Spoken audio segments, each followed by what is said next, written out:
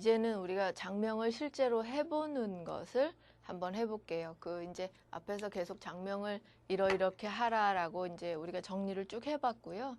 이제 실제로 어떤 예를 들어서 장명을 한번 하는 방식을 이제 이런 식으로 한다 하는 그 흐름만 봐두시면 돼요. 그래서 이렇게 이 지금 예로 드는 이 부분 속에서 막 왜 저걸로 했지 막 너무 고민하지 마시고요. 전체적인 그런 순서나 흐름 요런 것들을 봐두시면 되겠습니다. 그래서 제일 먼저 이제 어떤 이름을 지어달라고 의뢰를 받았으면 그 사람의 성별, 그다음에 사주 이런 거를 이제 파악을 하고 사주를 이제 분석해 봐야 되겠죠. 그래서 어떤 오행을 써야 되는지를 이제 장명가가 판단을 하게 됩니다. 그래서 이 부분은 일단은 지금 명리적인 부분이어서 우리가 지금 장명을 공부하는 때라서 명리적인 부분은 우리가 다루지 않기로 해요. 그래서 이제 예를 들어서 이렇게 풀이를 한다면, 이렇게 풀이가 됐다면 이제 어떤 장명가가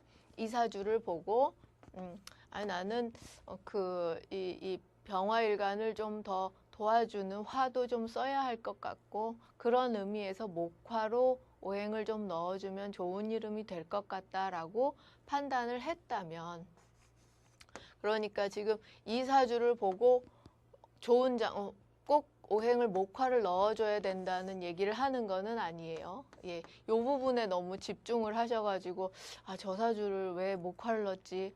뭐 금을 넣어야 할 것 같은데 막 이렇게 고민하지 마시고요.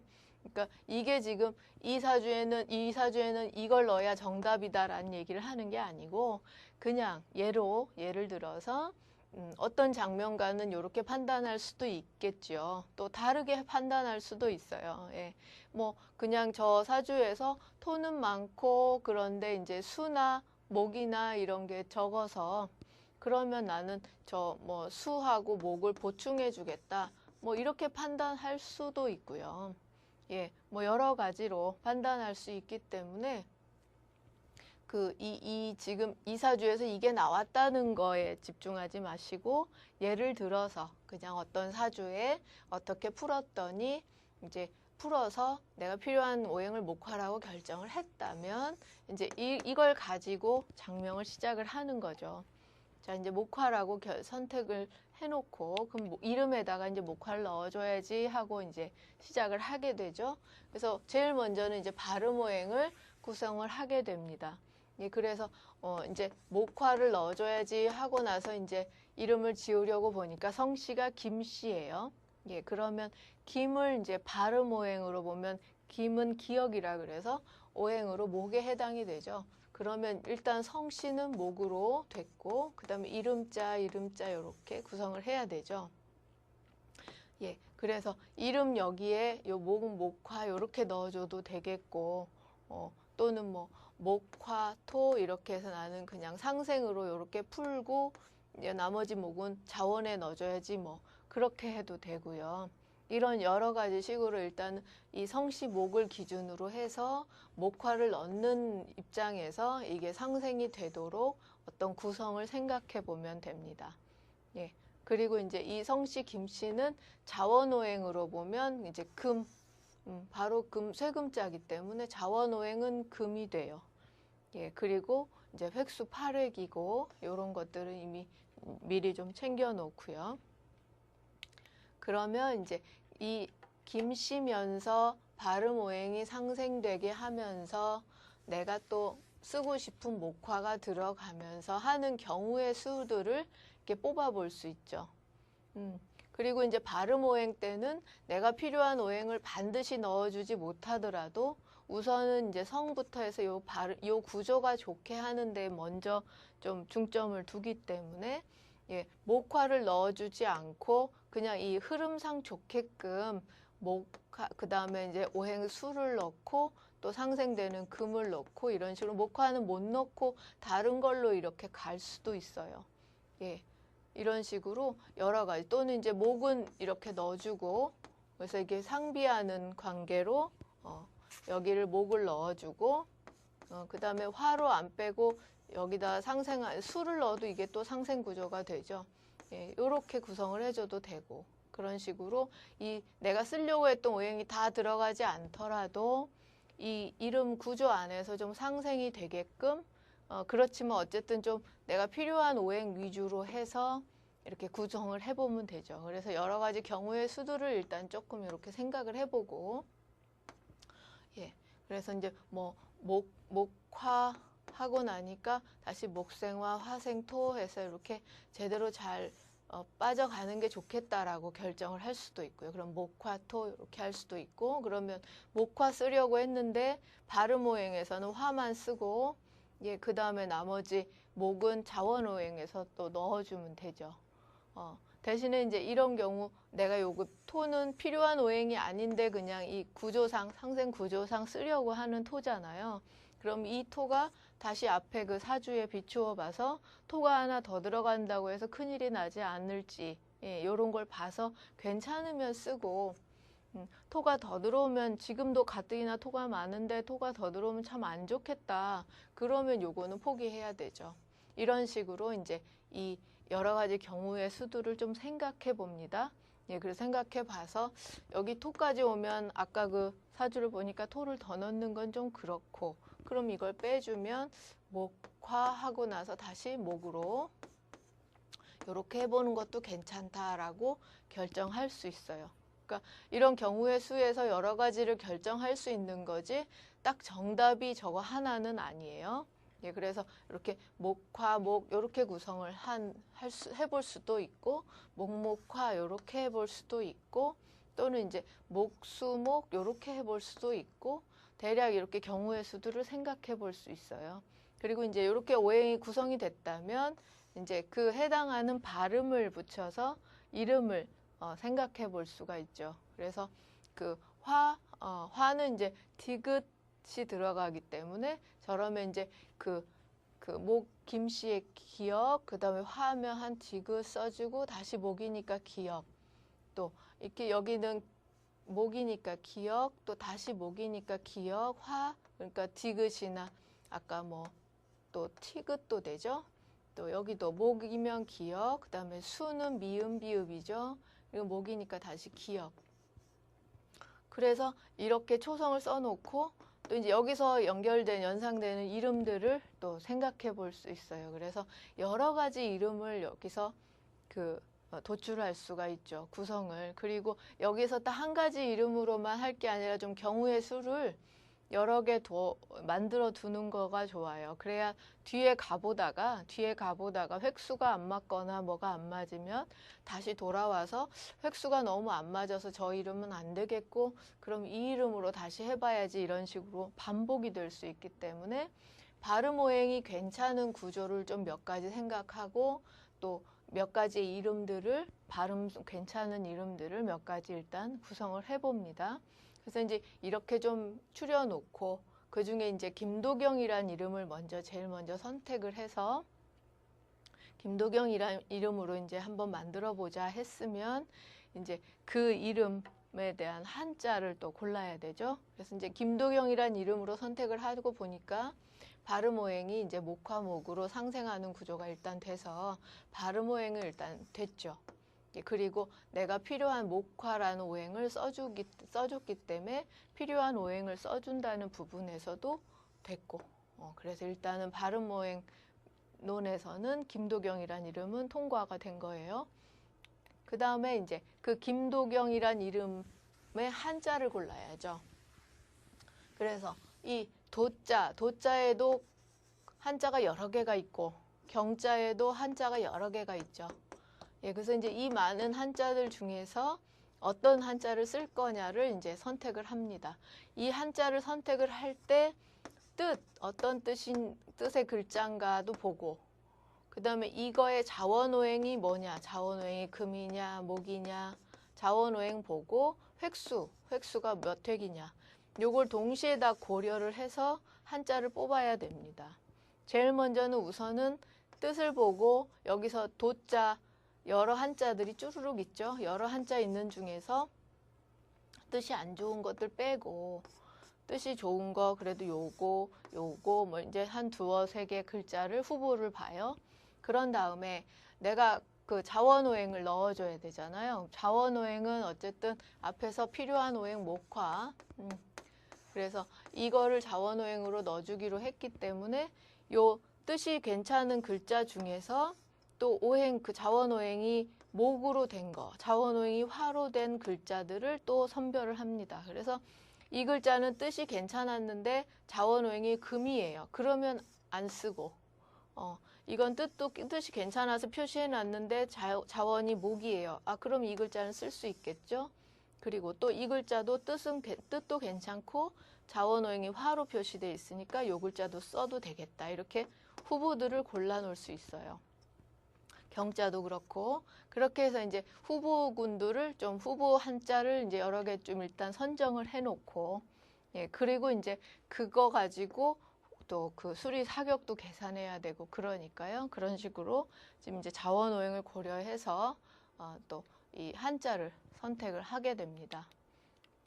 그래서 이제 이 자원오행을 또 배치할 때 그 내가 필요한 오행이 목화여서 목화 이렇게 순서대로 쓸 수도 있고 또는 거꾸로 화목 이렇게 쓸 수도 있고요. 예, 그러면 여기서 도자에서 먼저 목이라는 자원을 가진 글자를 선택을 했으면 경자 중에서는 자원이 화인 글자를 선택하면 되겠죠. 목화 이렇게.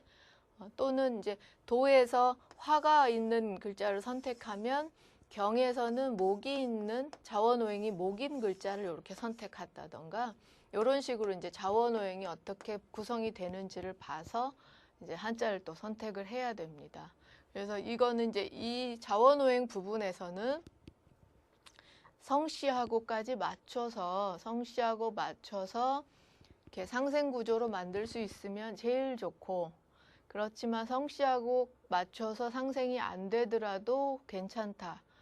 어떤 경우에 사주에 내가 필요한 오행을 써줬을 경우에는 좀 상극 구조가 되더라도 무방하다라고 본다고 했었죠. 그래서 여기서는 상생 구조를 맞추는데 고민할 것이 아니라 이제 앞에 발음 오행에서 얼마간 채워줬지만 정말 내가 사주에 필요한 오행은 자원 오행에서 이렇게 채워주는 걸로 그런 거에 중점을 두고 선택을 하시면 되겠습니다.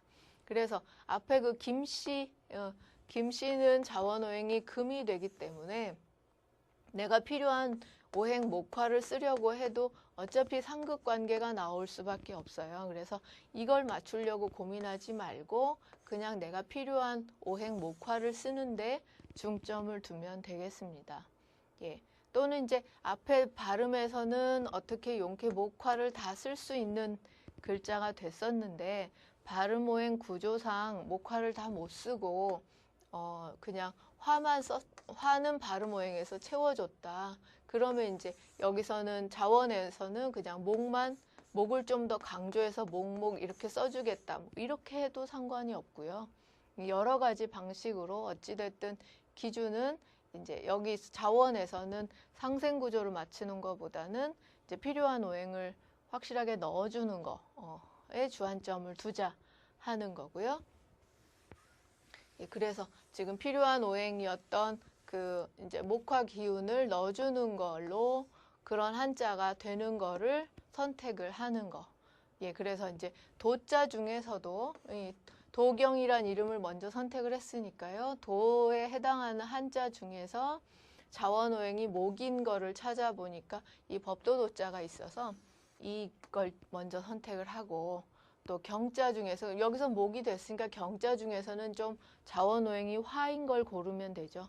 자원오행이 화인 글자를 찾아보니까 이제 이 글자가 빛날 경자가 있어요. 그래서 그럼 한자는 이 도자하고 이 경자를 써야 되겠구나라고 결정해 줄 수 있습니다. 그러니까 또 이 지금 밑에 경우는 이제 성씨하고의 오행 관계까지 해서 여기도 상생 관계를 잘 넣어 주려고 이렇게 금토화랄지 뭐 다른 구조로 생각해 볼 수도 있어요. 그래서 이렇게 상생까지 맞춰줘도 좋기 때문에 이렇게까지 맞춰줘도 좋고 아니면 이제 꼭 상생이 아니더라도 목화에 중점을 해서 그렇게 해줘도 되고요. 그래서 이제 이 경우는 이 상생을 맞추기보다는 목화를 다시 한번 넣어주는 걸로 해서 저 법도도자하고 빛날경자를 선택을 하게 됩니다. 그런 다음에는 이제 획수를 봐야 되죠.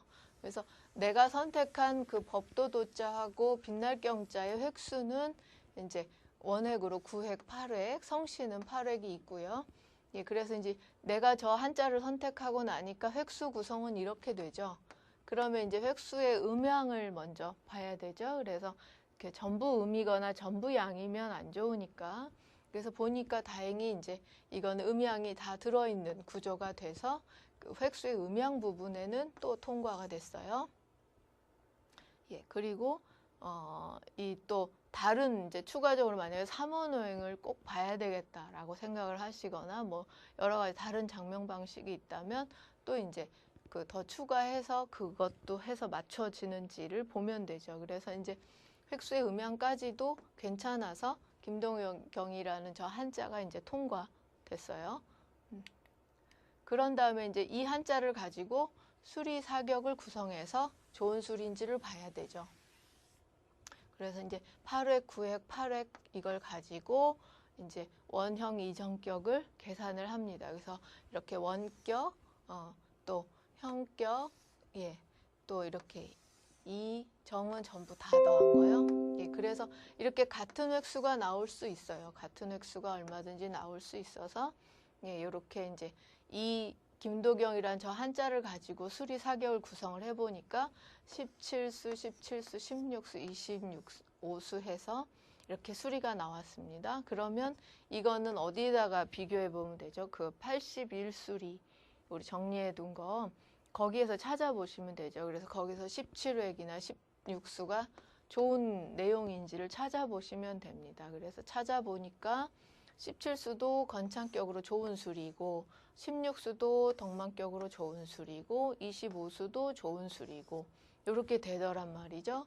그러면 이거는 사격, 수리 사격이 모두 좋은 수리로 돼서 좋은 구성이 됐습니다. 그러면 저 김도경이란 한자로 이름으로 시작해서 이 수리까지 잘 맞아진 경우가 되죠. 예. 근데 이제 이렇게 잘 맞아지면 되는데 만약에 이제 저 경자를 지금은 이제 빛날 경자를 썼는데 뭐 좀 다른 글자를 썼다, 다른 경자를 선택을 했다던가 그럴 때는 획수가 여기가 달라질 수 있죠. 획수가 여기를 9획짜리를 선택을 했다던가 그러면 이 수리가 안 나오고 다른 수리가 나오면서 좀 이제 흉격이 낄 수가 있습니다. 그래서 이제 이 중에서 흉격이 하나 이렇게 걸린다거나 그러면 저 글자는 버리고 다시 앞으로 돌아가서 경이라고 발음되는 한자 중에서 획수가 맞는 그 한자를 다시 골라야 되겠죠. 예, 그래서 보통 이렇게 이제 이 계산법은 정해져 있기 때문에 사실 이 성씨에서 출발을 해서 성씨가 8획인 경우는 대부분 이제 8획, 9획, 8획 요 조합이 돼야 요런 좋은 모두 다 길격이 나오고 또는 뭐 8획, 9획, 15획 예, 요렇게 구성이 돼도 또 전부 길수로 나오고 뭐 그래요. 그런 어떤 이제 이걸 여러 번 하다 보면 어떤 정해진 그 수 기준이 나오게 됩니다. 그러면 이거를 미리 정해놓고 김씨이면 8획부터 시작을 해야 되니까 여기에 올 수 있는 그 획수의 경우 수가 정해져요. 이게 좋은 수리가 나올 수밖에 없는 계산이 되는 예, 그래서 그 기준을 정해놓고 그 획수의 글자에서 찾으면 되죠. 그래서 이 김씨 8획으로 시작되는 글자는 8, 9, 8이나 8, 9, 15 이렇게 구성이 되면 나중에 해보면 이게 좋은 수리가 전부 된다라고 하는 걸 미리 알고 이제 이 가운데 글자 도자는 9획짜리 도를 찾고 또 이제 경자는 8획이나 15획짜리 경자를 찾고 이런 식으로 해서 획수 기준을 먼저 세워놓고 그거에 맞춰서 한자를 찾아보기도 합니다. 그래서 장명을 좀 이제 여러 번 하다 보면 그 성씨에 따라서 이제 다른 수는 그 아무리 구성을 해도 이 중에 흉격이 하나씩 끼기 때문에 다른 획수는 쓸 수가 없고 그 좋은 수리가 만들어지는 저 획수의 경우 수가 딱 정해지게 돼요. 그래서 이제 그거를 이제 메모를 해놓고 자기가 봐가면서 쓰거나 또는 이제 그 여러 그 성명학 책에 보면 미리 이거를 다 친절하게 계산을 해서 성씨별로 이제 몇 획이면 다 길수가 나온다라는 그 경우의 수를 다 이렇게 미리 적어주신 그런 책들도 있습니다. 그러니까 그런 책을 보고 참고를 해도 되고요. 예. 그래서 이제 대충 이 계산법이 간단하기 때문에 내가 어떤 한자 여기다 9획짜리 글자를 써야 되겠구나 해서 대충 정했으면 여기는 몇 획이 와야 이게 전부 길수가 되는구나가 나오죠, 계산이. 그러면 끝글자는 그 8획이나 15획 중에서 골라야 되고 뭐 그런 게 돼요. 그래서 그런 식으로 골라서 이렇게 이제 모두 길수가 되게끔 이 결론이 나오게끔 이 중에서 흉수가 나오면 다시 앞으로 돌아가서 다른 글자를 해보고 이런 식으로 해서 여기까지 해보는 겁니다. 그래서 이제 다 정리를 이 지금 원격, 형격, 입격 했으면 이제 그 상세한 내용들을 보면 되죠. 그래서 정말 그 길한 내용이 있는지, 예, 우선은 이제 이 제목들만 봐서도 충분히 이 수리들의 내용들을 감안할 수가 있고, 그 다음에 이제 이렇게 그 자세한 해석 내용도 우리가 했었죠. 그 해석 내용을 다시 잘 살펴봐서 이런 내용들이 그 사람 사주하고 잘 어울릴지, 예, 그 사람 사주에 써서 도움이 될지 이런 내용들도 체크를 해서 괜찮다 했을 때 이제 통과하게 되는 거죠. 그래서 원격 17획의 내용, 또 형격도 똑같이 17획 나왔었죠. 그다음에 이격 또 이 내용이 좋고 또 정격도 내용이 좋고요. 그래서 이 전부 좋은 수리로 구성이 됐고 내용도 쓸 수 있는 좋은 내용이고 그래서 이제 이러면 이제 획수나 뭐 수리 사격이나 다 좋게 구성이 되는 경우가 되죠. 그러면 여기까지 해서 이제 다 맞는 다 필요한 조건을 장명 이론을 다 맞춰주는 그런 이름이 이제 하나가 나오게 됩니다.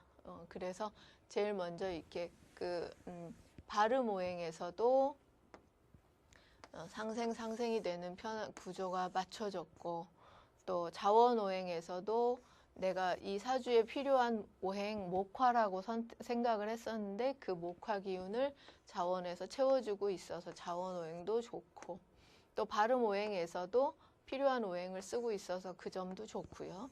그 다음에 획수가 이렇게 되는데 획수의 그 음양적인 측면에서 봐도 음양이 다 돼 있으니까 좋고 그다음에 수리 사격에 도출된 수를 보니까 다 길격의 수리로 구성이 돼서 이것도 좋고 그러면 발음오행, 자원오행, 획수의 음양, 수리 사격 다 좋은 이름으로 구성이 되죠. 그리고 이 글자의 뜻도 법도도자하고 빛날경자도 그 뜻도 좋고 예, 이런 이제 법도나 뭐 빛날경자 이런 글자의 조합으로 생각을 해서 좀 이렇게 사람들을 인도하고 앞길을 밝혀주는 그런 지도자격인 그런 이제 인품으로 갈 수 있는 이름이라고 할 수도 있고 또는 실제로 직업적으로 법조계나 군 경찰 계통이나 예, 또 이런 그 사회 지도층의 그런 성공운 이런 것들을 가질 수 있는 이름이다 이렇게 해석할 수도 있고요. 그런 식으로 이제 한자의 뜻이나 이런 것들까지 다 감안을 해서 이런 장명 이론을 다 요건을 갖춘 이름이 된다. 그래서 이렇게 이제 다 됐을 때 이런 이름은 성명학적으로 봐서 장명 이론, 장명 그 요건 입장에서 봐서 좋은 이름이다라고 얘기를 할 수가 있죠. 그리고 이제 이렇게 다 해놓고도 또 끝으로 점검해야 되는 게 이제 내가 쓰겠다고 하는 이 글자가 임명용 한자인가라는 거 다시 한번 확인을 해야 되고요. 또 이제 그 형제나 주변에 가까운 친인척 중에 이 이름이 있는지 또 확인을 해야 되죠. 그리고 뭐 부모님 이름하고 같은지도 봐야 되고요. 이런 식으로 이제 그 여러 점검해야 될 사항들, 고려해 봐야 될 사항들, 이런 것들을 이제 추가적으로 더 점검을 해서 크게 무리가 없는지를 봐서 이제 최종적으로 이 장명으로 선택을 하면 되죠.